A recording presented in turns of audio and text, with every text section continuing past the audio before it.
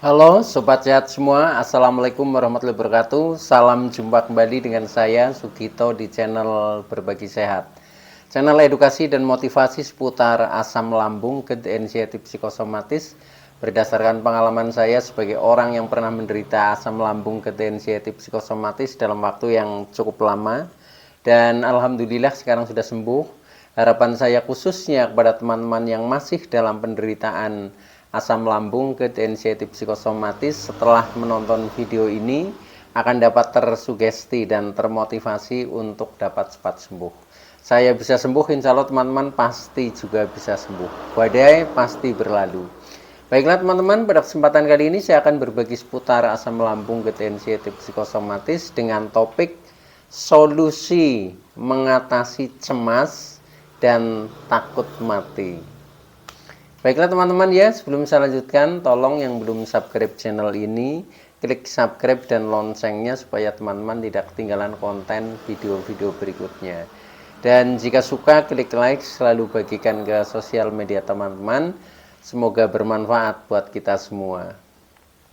Baik, kita lanjutkan. Jadi topik kita kali ini adalah solusi mengatasi cemas dan takut mati teman-teman. Teman-teman semua ya, perlu kita sadari bahwa penderitaan asam lambung, GERD, anxiety psikosomatis yang melibatkan penderitaan fisik ya maupun psikis yang sensasinya luar biasa ya, beraneka ragam mulai dari ujung rambut sampai dengan ujung kaki. Ini memang betul-betul menjadi keprihatinan kita ya, khususnya yang masih merasakan sensasi-sensasi itu. Nah, maka dari itu kita memang perlu banyak referensi, cara atau metode untuk berikhtiar mencapai kesembuhan. Mudah-mudahan dengan sharing saya kali ini ya, ini juga bisa melengkapi referensi teman-teman ya, sehingga semoga bisa mempercepat kesembuhan teman-teman ya, minimal memberikan semangat kepada teman-teman ya untuk bangkit dan akhirnya kita menjadi cepat sembuh teman-teman.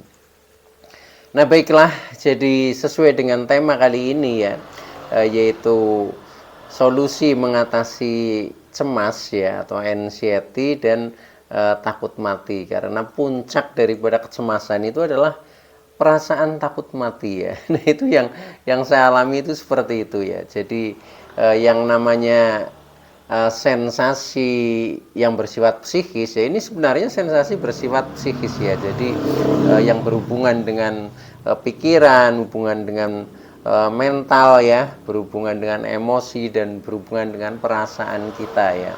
Yang pada saat kita mengalami penderitaan ini ya, ini memang rasanya itu luar biasa tidak menentu ya, tidak menentu, yang dimulai dari sebenarnya itu faktor psikis ya, tetapi sampai dengan menimbulkan sensasi atau gejala rasa-rasa yang tidak nyaman di dalam tubuh ya. Nah itu teman-teman, maka untuk bisa lepas dari sensasi-sensasi itu ya, yang sumbernya adalah kecemasan ya, termasuk rasa takut, ini memang kita harus kita netralisir ya dari psikis kita ya, mulai dari pikiran, dari emosi, dari perasaan, ini harus betul-betul harmonis ya, harmonis dan tidak tegang ya. Nah itu akhirnya nanti kita bisa menemukan jalan keluar ya. Nah sensasi-sensasi itu ya, ketika kita masih sering merasa cemas ya, kita kadang merasa was-was ya, merasa khawatir, dan ujung-ujungnya adalah sampai dengan takut mati ya. Ini memang tidak bisa kita hindari ya pada saat kita mengalami penderitaan itu. Nah pasti kita akan melalui fase-fase seperti itu ya. Ketika contohnya saya ya, berawal dari tadinya asam lambung biasa ya, yang sensasinya ini di seputar perut ya, seperti perut kembung, begah, sembelit ya, perih, ini masih biasa ya, istilahnya sakit perut lah, masih saya kategorikan seperti itu, sehingga saya tidak begitu fokus tadinya ya seperti itu. Tapi setelah sekian lama ternyata itu juga belum membaik, justru malah menjadi bertambah ya. Sensasinya tidak hanya di perut, tetapi sampai dengan ke dada ya. Dada mulai terasa panas, kemudian nyeri ya, kemudian pegel, kemudian senut-senut dan lain sebagainya. Bahkan ada rasa yang seperti tertusuk ya, seperti itu.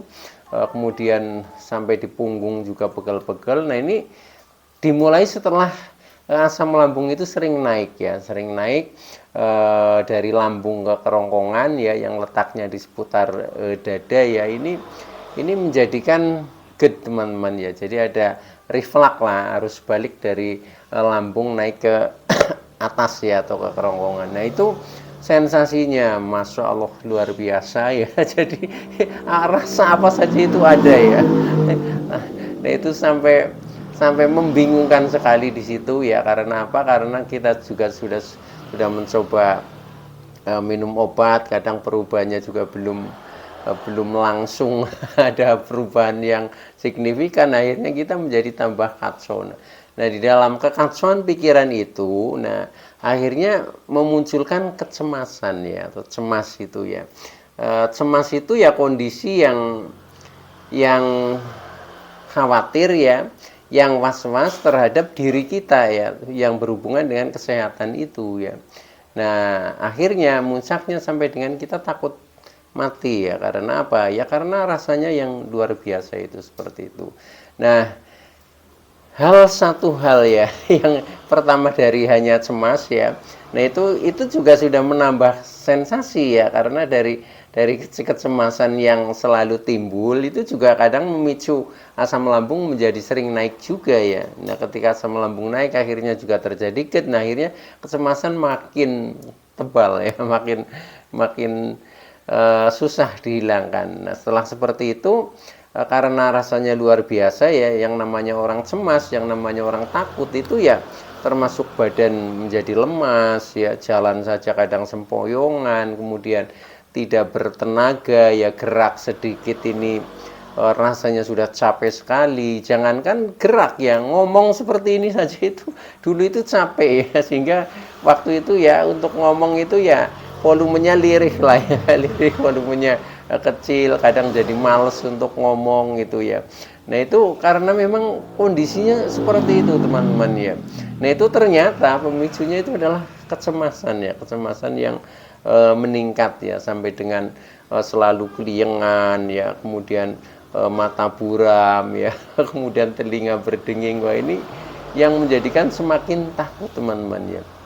Nah yang saya selalu ingat ya, pertama terpicu takut pingsan ya, kemudian takut ya, atau takut mati itu ketika seperti ini ya, sudah kepala berat, agak pusing, pandangan buram ya. Pandangan buram, kalau nggak buram itu bergelombang, kalau nggak bergelombang berkunang-kunang. Nah ini rasanya lemes ya, nafasnya agak pendek. Nah itu ketakutannya itu, wah jangan-jangan ini mau pingsan, itu di pikiran seperti itu. Nah ketika itu sering terjadi, akhirnya memuncak lagi, wah jangan-jangan ini mau itu seperti itu ya.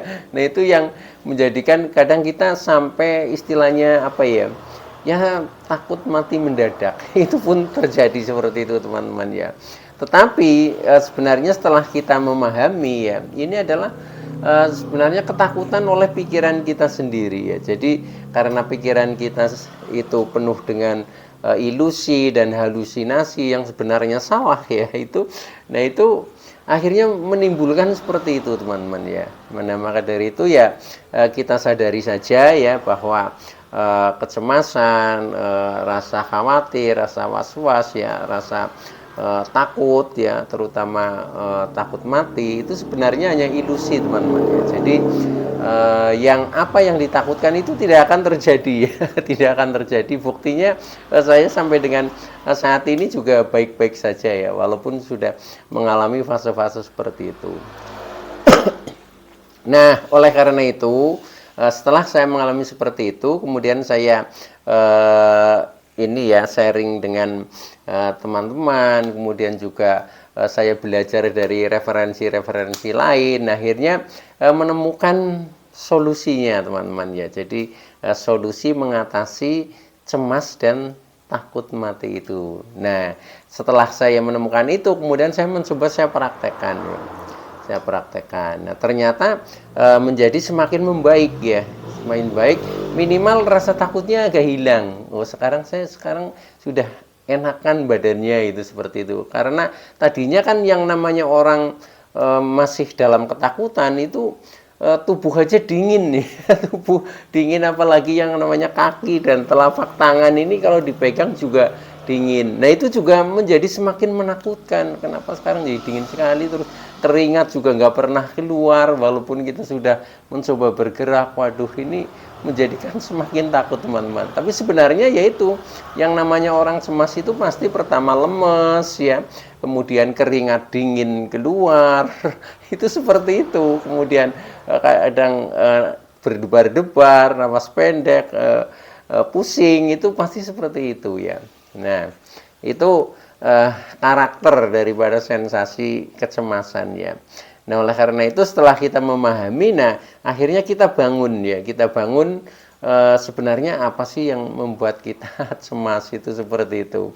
Nah, setelah kita analisa, ternyata itu ya dari pikiran kita sendiri, dari mindset pikiran kita yang secara otomatis itu ketika ada sensasi itu menganalisa yang negatif ya, negatif itu. Ya itu contohnya ketika kita merasa kepala pusing, kemudian kita pikirannya jangan-jangan nanti mau pingsan, itu ketika mata buram, kepala berat, jalan sempoyongan, pikirannya jangan-jangan mau seperti itu. Nah akhirnya setiap analisa itu negatif itu bertumpuk ya. Nah bertumpuk akhirnya kita menjadi semakin lemah ya, semakin lemah, semakin loyo, semakin tidak berdaya. Makanya itu ya jalan saja ya sempoyongan, kadang oleng seperti goyang ya. Itu seperti itu teman-teman ya. Nah itu adalah sebagai suatu pengalaman yang tidak pernah saya lupakan ya. Nah yang terpenting sekarang adalah solusinya ya. Solusinya bagaimana caranya supaya kita bisa terhindar ya atau terlepas dari penderitaan seperti itu, khususnya pada rasa cemas yang tinggi ya atau yang berlebihan ya, anxiety disorder, maupun takut mati ya. Itu seperti itu teman-teman ya. Nah ini solusinya itu sebenarnya juga sederhana teman-teman ya, tapi yaitu jadi harus kita praktekkan ya. Kalau tanpa kita mempraktekkan, tanpa kita merubah sikap, maka itu akan tetap akan tetap bandel ya seperti itu. Tapi kalau kita langsung kita praktekkan, kita merubah sikap ya, nah itu nanti lama-lama juga akan berubah ya. Jadi dalam penyembuhan asam lambung anxiety psikosomatis yang sensasinya itu menimbulkan kecemasan yang berlebihan dan sampai dengan takut mati, itu memang harus dengan proses ya, proses yang harus dialami ya atau harus dipraktekkan ya. Nah setelah kita mempraktekkan baru kita akan berubah teman-teman ya. Jadi kalau hanya misalkan dengan teori-teori saja tanpa kita praktekkan ya belum apa-apa ya. Walaupun itu secara mental kadang juga sudah ada masukan energi positif ya. Yang tadinya lemes sudah agak berkurang, yang tadinya takutnya sedikit berkurang ya. Tetapi belum akan istilahnya merubah secara total ya atau secara berarti. Nah itu ketika kita belum mempraktekkan. Nah ternyata rasa cemas dan rasa takut ini ya, ini bisa diatasi dengan solusi beberapa hal di bawah ini ya. Yang pertama satu teman-teman ya. Jadi ini bisa dilawan ya. Satu bisa dilawan, dua bisa dihindari ya atau menghindar.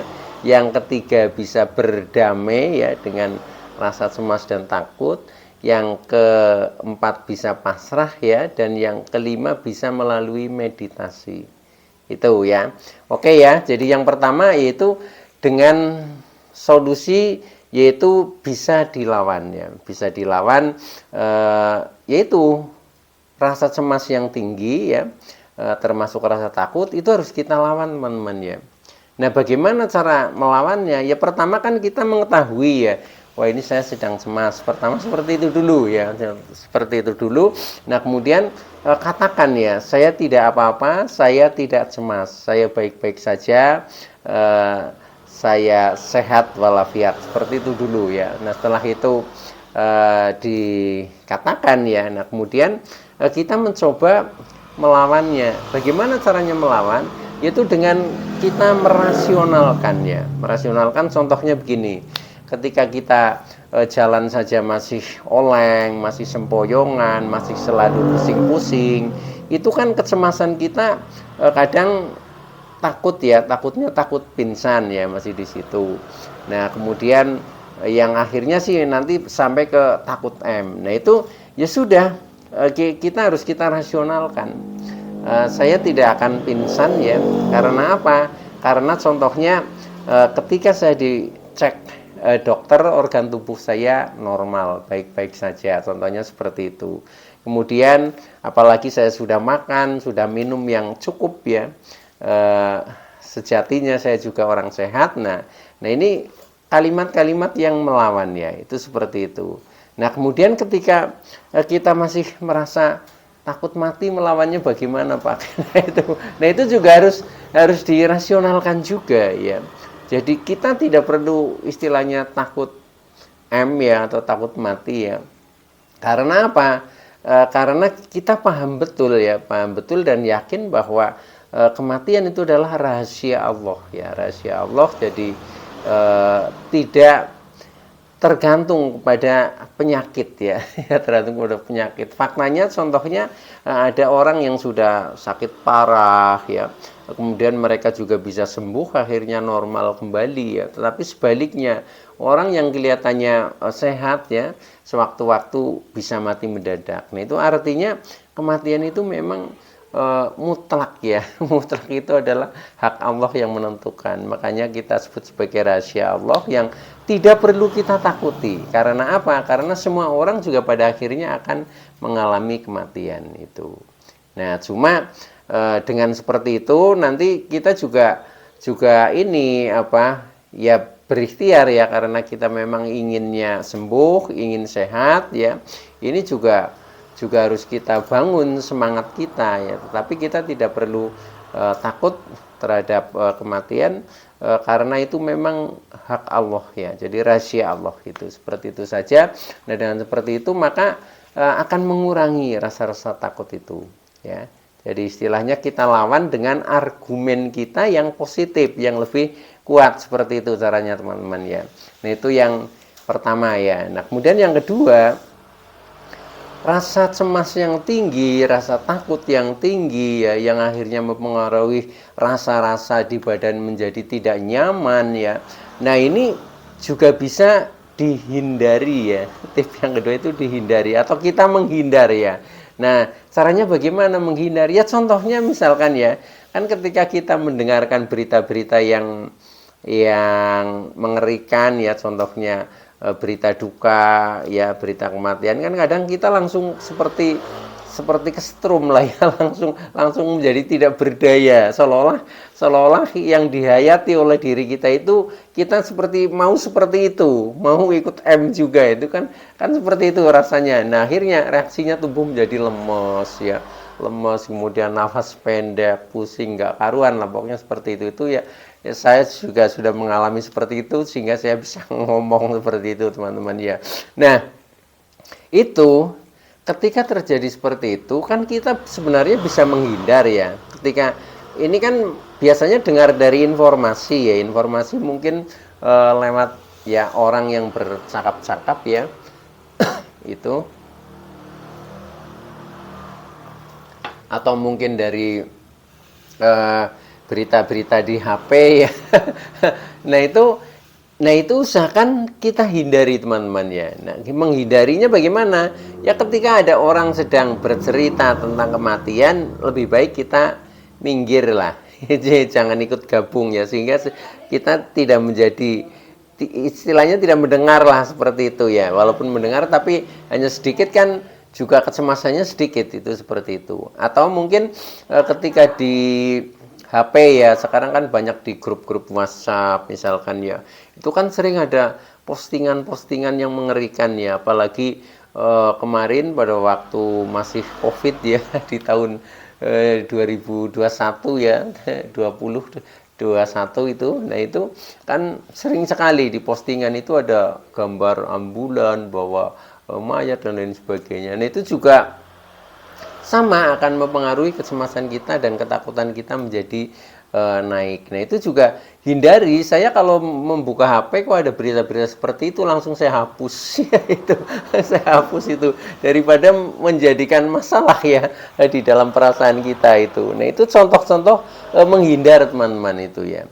Atau kita sibukkan dengan kegiatan lain ya, kegiatan lain, mungkin kita bisa berinteraksi dengan orang lain yang sedang tidak membicarakan hal itu ya, tidak membicarakan soal misalkan kematian seperti itu. Yang orang yang sedang aktivitas normal lah itu jauh akan sebagai media kita untuk menghindar ya, menghindar dari berita-berita duka contohnya seperti itu, sehingga tidak mewarnai pikiran kita begitu teman-teman ya.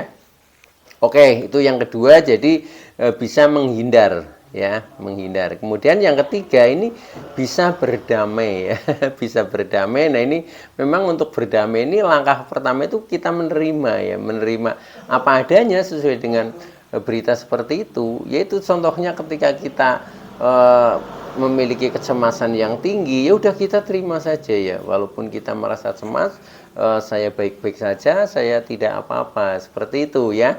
Jadi itu juga harus ditanamkan di dalam jiwa kita. Nah, termasuk ketika kita contohnya kok sudah terlanjur mendengar berita duka ya, ini kan ya karena kita sudah terlanjur mendengar, ya sudah kita harus membuat argumen-argumen yang bisa mendamaikan diri kita ya. Ya walaupun misalkan tetangga kita meninggal, alhamdulillah saya tidak apa-apa, saya baik-baik saja ya. Faktanya saya sehat walafiat. Dan mudah-mudahan saya bisa takziah gitu. Jadi kalau harus dilawan dengan mental yang berani ya. Kalau berani sekalian ya, misalkan ya takziah sekalian seperti itu malah nanti jadi nggak takut, jadi nggak cemas seperti itu teman-teman ya. Jadi jangan setengah-tengah ya. Jadi kalau berani sekalian, kalau menghindar sekalian seperti itu. Nah, itu caranya untuk berdamai ya. Jadi berdamai itu istilahnya menenangkan diri sendiri lah ya, menenangkan diri sendiri, menasehati diri sendiri. Jadi yang namanya orang terkena anxiety psikosomatik itu harus pinter membuat dialektika ya. Dialektika itu monolog lah, kita bercakap dengan dirinya sendiri seperti itu, yang tujuannya adalah memberikan motivasi ya, atau siraman rohani terhadap diri kita supaya mentalnya menjadi kuat seperti itu. Jadi yang namanya orang ketakutan itu kan harus disupport ya, harus disupport, dimotivasi supaya mereka tidak takut, supaya menjadi pemberani. Nah, itu caranya harus dimotivasi. Nah, motivasi ketika itu dari orang lain kadang tidak ada, nah maka kita harus dialektika dengan diri kita sendiri. Monolog istilahnya seperti itu. Jadi menasehati diri sendiri. Begitu teman-teman ya, lakukan saja. Oke ya, jadi itu yang ketiga bisa berdamai. Nah, kemudian yang keempat, ketika kita sudah mencoba melawan kecemasan dan ketakutan, tapi tidak bisa dilawan, dihindari juga tidak bisa, berdamai juga tidak bisa ya, karena masih ada rasa-rasa cemas ya. Nah, ini yang keempat ini adalah cukup pasrah saja ya. Pasrah kepada Sang Pencipta lah, kepada Allah SWT. Nah, ini ya sudah, yang namanya pasrah itu menyerahkan jiwa dan raga kita tanpa ego, tanpa keinginan. Sudah, pokoknya kita yakin saja bahwa kita diciptakan juga oleh Sang Pencipta ya, termasuk kita mendapatkan kesehatan, mendapatkan sakit, akan disembuhkan dan sebagainya. Itu juga sudah kita yakin bahwa yang menentukan ini adalah Tuhan ya. Maka dari itu kita pasrah saja sepenuhnya ya. Dengan pasrah sepenuhnya nanti juga jiwa kita menjadi kuat ya. Karena seolah-olah beban kita sudah kita lemparkan, sudah kita pasrahkan. Jadi kita tidak menanggung beban ya. Nah, caranya supaya bisa pasrah dengan ikhlas, ya memang kita jangan setengah-setengah ya. Makanya saya katakan kita nggak perlu punya ego, nggak perlu punya keinginan. Yang namanya ikhlas ya sudah sepenuhnya terserah ya, itu seperti itu ya. Nah, dengan cara bagaimana ya, dengan cara mungkin kita melalui banyak beribadah, banyak berdoa ya, banyak bersyukur, kemudian banyak bersabar ya, sadar dengan kekurangan-kekurangan kita untuk kita perbaiki. Nah, itu seperti itu ya. Jadi kita lebih mendekatkan diri lah, istilahnya seperti itu, sehingga nanti pikiran-pikiran yang masih gelisah ya, emosi yang masih suka marah ya, perasaan gundah, ini akan menjadi lebih tenang, teman-teman.